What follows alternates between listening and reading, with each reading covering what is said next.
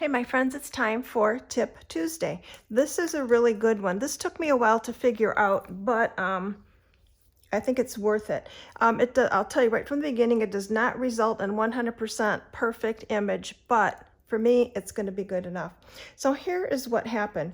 I was working on a little arrangement, and I wanted to use this wheat from the Autumn Greetings stamp stencil die set, but I really wanted the image to be the mirror image so that this big leaf was off to the left instead of to the right. So I had to figure out a way to do it. And here's what I figured out. This is my setup. I have my Make Art station here, and I have Ranger's silicone sheet over the top of it. The silicone sheet is what's going to hold the ink and allow us to do the reverse stamping. I tried the craft sheet, just in case you're wondering. That did not work at all. All right, so the other thing that you'll need is your Perfect Stamp Positioner, and you just need the magnetic corner. You don't need the little flat positioner piece. And then you'll need the acrylic block that fits with the stamp positioner.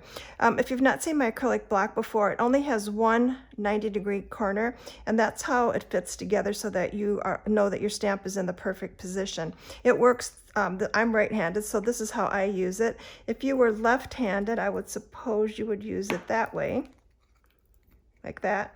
Your corner can be on the bottom. It really doesn't matter where it is, as long as it's always corner to corner, and that's the key. All right, so I have a template here. This is the leaf, or the wheat, that I wanted to do the reverse die cut. So I needed to have a right angle corner. So why didn't I use the positioner right over the cardstock to hold it in place? The deal is this slides on the cardstock when it's over the silicone mat. The silicone mat works just fine with the positioner. You can see that, I mean, it's really stable on there, so that's how I'm going to use it. So I'll have my corner on here. Here's my template on here, and I'll always put that corner right in here. I have my stamp lined up and ready to go, so you can see the stamp fits right in that die cut opening. I'm going to use my jet black archival, and archival works best for this, so I'll just ink my stamp. This has got a lot of fine lines, so you don't need to like do CPR pressure. Just go ahead and stamp it straight down, and you can see there's my image there. All right, so here's what the die cut normally looks like stamped on the front, but we're going to stamp on the back of the die cut. So this will fit right in the template, right? Just go ahead and press down. Make sure you press everywhere.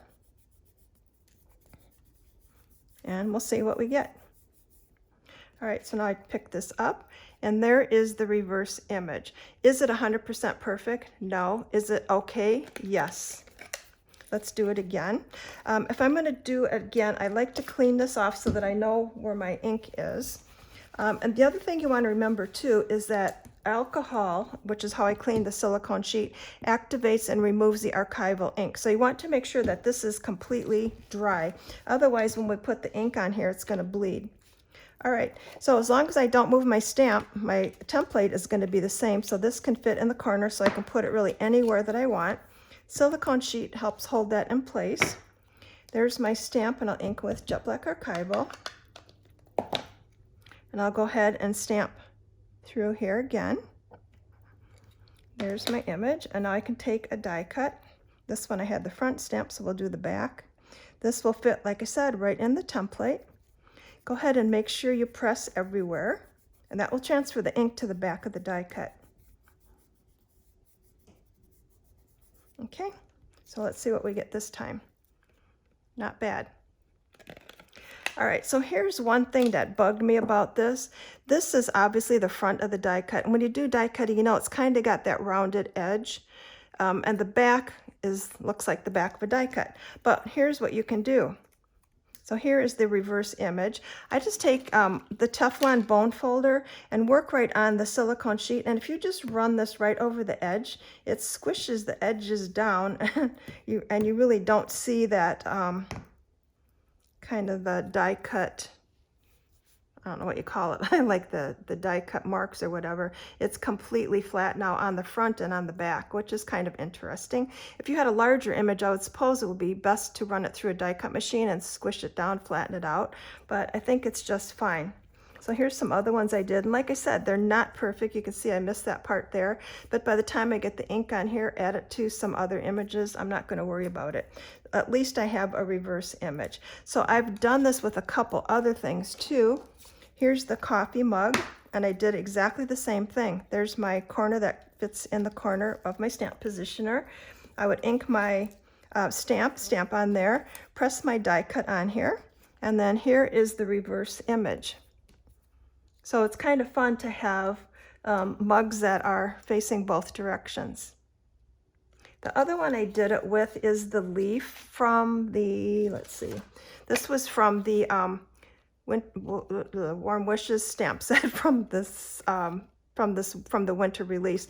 So this little leaf is now this little leaf.